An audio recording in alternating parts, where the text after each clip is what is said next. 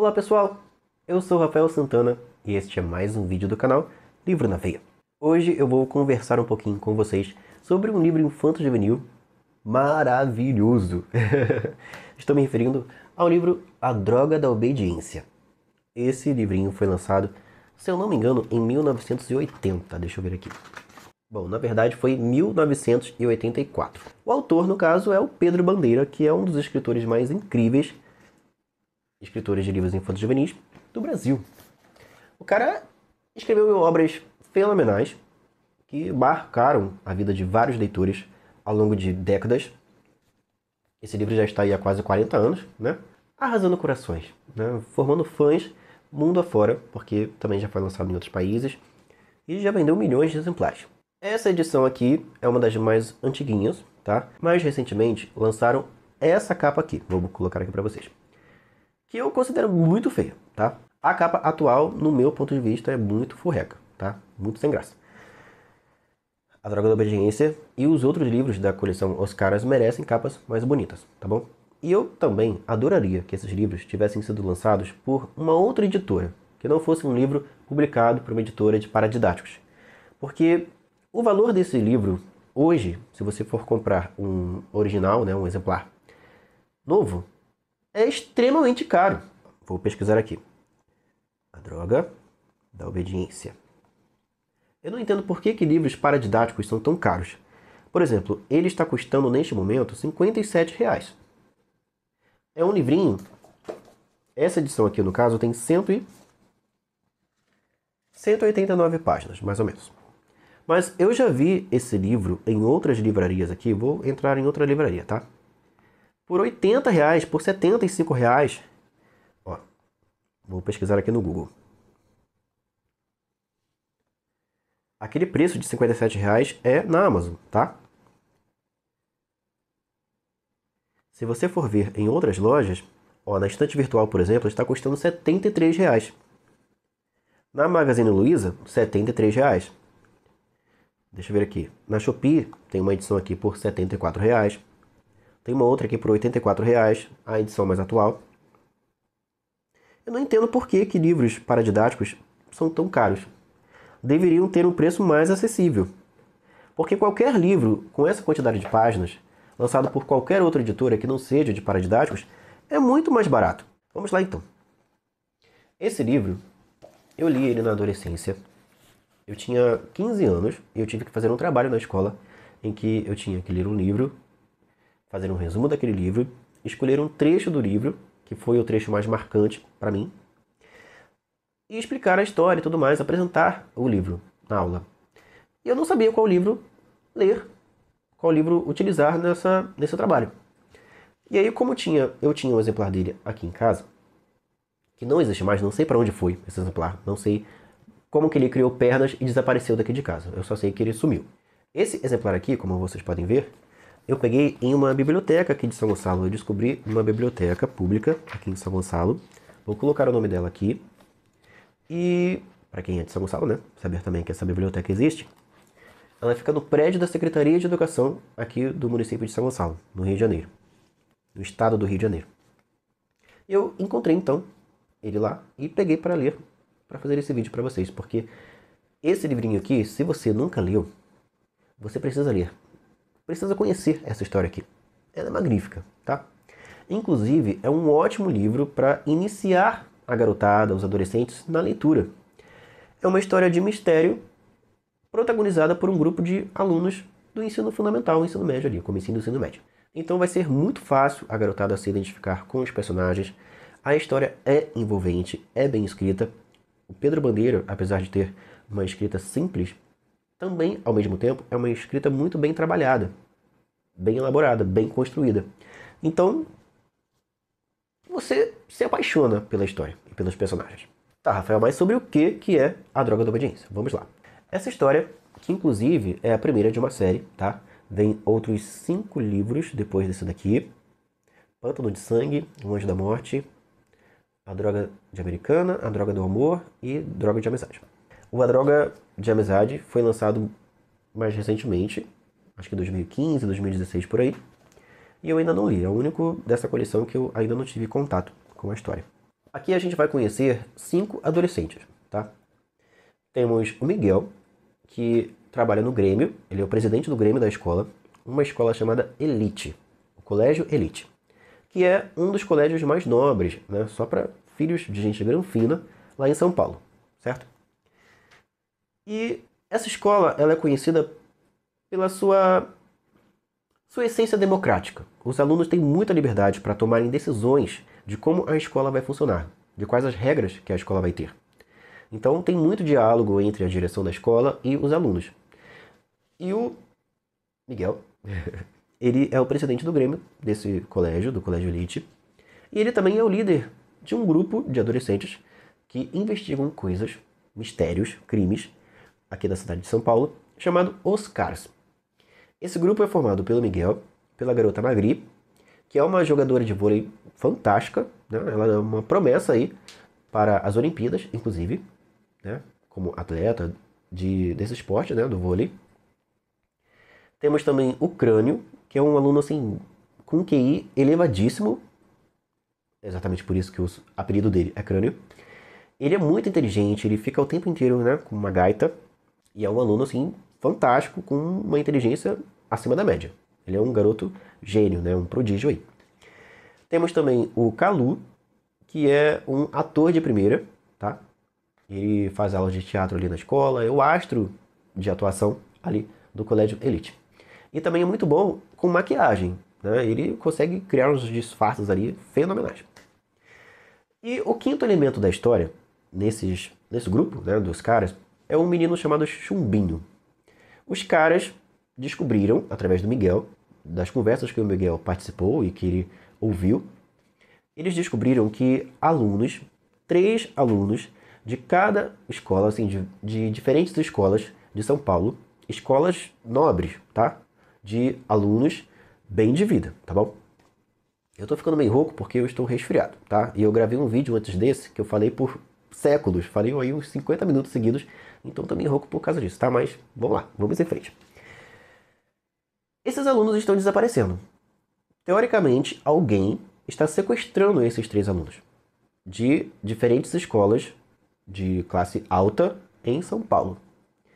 E o temor do diretor da escola, do Colégio Elite, é que os próximos sequestrados sejam dali do Colégio Elite, porque é uma das poucas escolas que ainda não tem vítimas desses sequestros. Então pode ser que as próximas vítimas sejam de lá. E o Miguel, estudando ali, ele teme que algo aconteça com ele ou com os amigos dele e tudo mais. Então ele reúne seu grupo, os caras, para eles começarem uma investigação, já que a polícia ainda não chegou a nenhuma conclusão de nada, ainda, né, tá meio que perdida ali na história sobre o que está acontecendo. Os caras então decidem que eles vão averiguar esse mistério e vão descobrir o que está rolando aí. Quem que está por trás desses sequestros e por que essa garotada e esses alunos estão sendo sequestrados. Porque aparentemente não, né? Até agora não teve nenhum pedido de resgate. Então, teoricamente, não é por causa de dinheiro que esses jovens, esses adolescentes, estão sendo raptados. O que há por trás desses sumiços, né? Desses raptos? Se não é ganho financeiro. Alguma coisa mais maquiavélica há por trás aí. E eles precisam, né? Os caras precisam descobrir o que está acontecendo. Enquanto eles estavam reunidos ali, meio que num teto acima do teto do vestiário ali, eu esqueci agora qual é o lugar exato da escola, mas eu na adolescência, lendo esse trecho, eu ficava pensando assim, peraí, eles sobem um alçapão, mas o alçapão costuma ficar embaixo e eles vão pra cima. Eu ficava meio perdido aí nesse esconderijo secreto dos caras dentro do Colégio Elite. Mas é meio que o forro, né? Eles sobem no telhado de um cômodo ali da escola. Não lembro agora se é um vestiário ou se é tipo um quartinho para guardar coisas. E eles se reúnem ali, que é um cantinho bem escondido, bem silencioso ali da escola. E alguém aparece. Alguém sabia que eles iam se reunir ali. E esse alguém é o Chubim. Esse menino meio, né, intrometido. Ele chega ali já falando, olha, podem sair do escuro, eu sei que vocês estão aí, né? Miguel, Calu, Magri, Crânio, eu sei o segredo de vocês. E ele quer entrar para esse grupo, ele quer ser um cara também. O Miguel, meio que para fazer de conta, né, que está aceitando ele, faz uma cerimônia de iniciação ali. Ele fura o dedo do chumbinho e o chumbinho usa uma gota de sangue meio para fazer ali uma cerimônia de iniciação e tal. Depois isso vai ser importante porque o chumbinho vai, a mãe do chumbinho, na verdade, vai fazer um curativo enorme no dedo dele. E depois esse curativo vai ter uma relevância aí na história, aí, né, numa certa situação aí mais à frente. Que mostra como o Pedro Bandeira pensou em cada detalhe da história, tá? Mesmo sendo um mistério para crianças. Imagina se ele escrevesse um mistério para adultos, certo? Ele tem um livro de mistério para adultos, mas eu nunca cheguei a ler. E gostaria que ele escrevesse mais livros adultos, né? Levando em conta a habilidade que ele teve com essa história e com outros livros também da coleção Os Caras. Mas vamos lá, voltando aqui para a história. Eles então, o Miguel então apresenta para os amigos, né, os colegas ali desse grupo, dos caras, qual é a situação, o que eles precisam fazer. Ele dá uma direção para cada um deles, do que cada um tem que fazer. E ele, meio que para despistar o chumbinho, ele dá uma missão para ele, que é a seguinte: você precisa ficar... Ah, esqueci. Já tem uma vítima, tá? Já tem. Uma vítima ali no Colégio Elite. Um garoto chamado Bronca foi raptado, desapareceu. E aí, como cada escola tem 3 alunos raptados, outras 2 vítimas podem surgir aí, certo? Então, o Miguel dá para o chumbinho a missão de ficar na cola de um garoto chamado Bino, que é novo ali, é novato ali no colégio. Para que meio que ele fica lá, ocupado com esse garoto, e a gente segue a nossa vida aqui, como se o chumbinho nunca tivesse se intrometido aqui nos nossos assuntos, né? E aí, o que eles não sabem, o que eles... Bom, mas se eu contar isso daqui vai ser um spoiler. Então, vou esconder esse fato, né? Essa informação. Daí em diante, então, vai começar a investigação desses garotos. Vão aparecer outros personagens ao longo do livro. A gente tem o professor Cardoso, que é o diretor da escola. Tem também o Andrade e o Rubens, que são investigadores ali da polícia. E o Pedro Bandeira, ele faz ali uns jogos ali de narrativa que levam a gente a criar uma antipatia por um e uma simpatia por outro. Não falarei mais nada a respeito disso. Reviravoltas virão aí, tá? E aí, conforme a investigação dos caras vai acontecendo, várias coisas vão dando errado, envolvendo principalmente um dos garotos aqui, né? E eles descobrem então que há uma droga, um remédio, né, uma espécie de remédio, que está sendo criado por uma organização chamada Pine Control, ou Pen Control. Peraí, deixa eu consertar meu inglês aqui. Pen Control, certo? Essa empresa farmacêutica está criando uma droga que induz pessoas a serem completamente obedientes, a ficarem completamente submissas, a virarem quase que marionetes nas mãos de outras pessoas. Esse é o plano maquiavélico do vilão aqui da história. E os caras, através dessa gana, dessa sina deles em investigar mistérios e tudo mais, vão se meter numa enrascada aí, junto com toda essa trama, com toda essa situação aí, dessa droga terrível. Tem muito mistério nessa história, tem muitas reviravoltas, muitas situações emocionantes. Tem uma cena hilária de um código Morse escrito numa parede do banheiro com uma tinta bem fedida. Imaginem qual foi a tinta que um dos personagens usou no banheiro, tá? No reservado da escola, para escrever na parede, tá? Imaginem qual é a tinta fedida que ele usou. Não daria aqui um nome específico, mas vocês já devem estar imaginando aí. Tem várias situações aqui, assim, que envolvem o leitor, que prendem ele na história, que fazem a gente se divertir, que fazem a gente se emocionar, que fazem a gente, né, ficar ansioso para ler logo o próximo capítulo. Como é um livro curtinho, você lê em, sei lá, meia hora. Ou 1 hora, bota assim, 1 hora esse livro, porque ele te prende, sabe? Mesmo você, leitor adulto, também fica preso nessa trama. Eu li ele na adolescência, uma outra vez, né? Acho que pelo menos umas 2 ou 3 vezes. Eu li esse livro na adolescência, ao longo da adolescência, e depois eu não li mais, né? Tinha o livro aqui em casa, mas nunca tinha pego de novo para ler. E nessa releitura, vendo agora a história com o olhar de uma pessoa adulta, o vilãozão do livro, né? Eu achei que foi meio forçado, tá? Ali a revelação final, né, do vilãozão e tal, eu acho que ficou meio sem pé nem cabeça. Assim, olhando com o olhar de um adulto, que já consumiu outras histórias de suspense, de mistério e tudo mais, tá? Ficou ali meio sem sentido, digamos assim. Por que que fulano de tal era o vilãozão? Mas, né? Tirando esse detalhe, o livro inteiro é maravilhoso, tá? É um livro, claro, voltado para o público infanto-juvenil, certo? Que é um público que não consumiu, que não devorou diversos livros de suspense. Então, um leitor de, sei lá, 12 anos, lendo esse livro aqui, vai achar ele fantástico. E vai sim introduzir, esse livro vai sim introduzir esse leitor no mundo da leitura. Vai impactá-lo de uma forma muito positiva. E vai transformá-lo num fã de mistério. Disso eu tenho certeza. Depois que eu li os livros da coleção As Caras, eu pulei para os livros da Agatha Christie. Depois que eu comecei a trabalhar, consumi outros autores mais contemporâneos, né, de livros de suspense.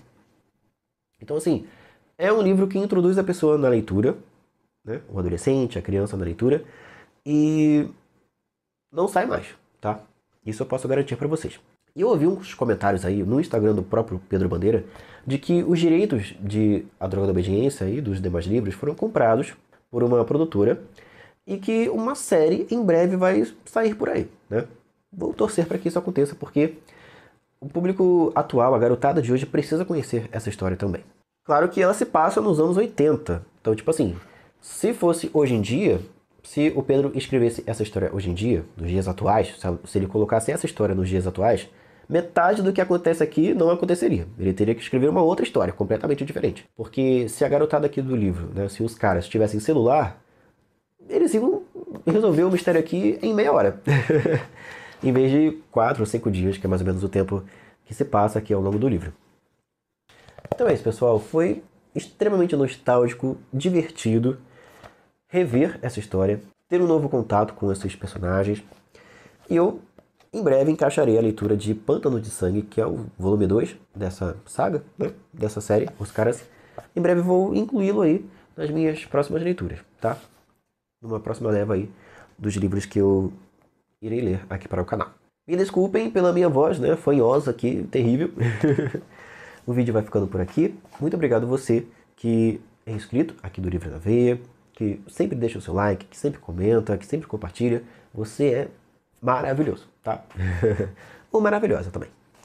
A gente se vê então nos próximos vídeos aqui do canal. Tchau!